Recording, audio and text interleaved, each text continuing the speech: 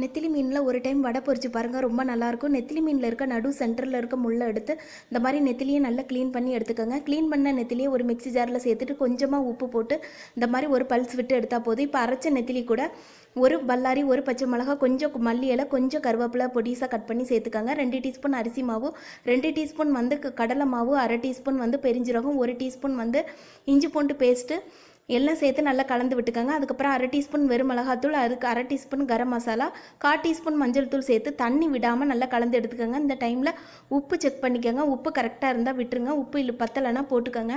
இப்போ அடுப்பை ஆன் பண்ணிவிட்டு தேவையான அளவுக்கு எண்ணெய் ஊற்றிட்டு இந்த மாதிரி வடை மாதிரி தட்டி போட்டு பொரிச்செடுங்க. அடுப்பை மீடியம் ஃப்ளேமில் வச்சுட்டே பொரிச்செடுங்க, சீக்கிரமாக நமக்கு வெந்துடும். ஆனால் வடை ரொம்ப நல்லாயிருக்கும்.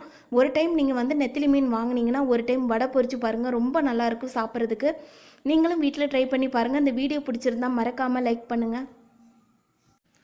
நெத்திலி மீன்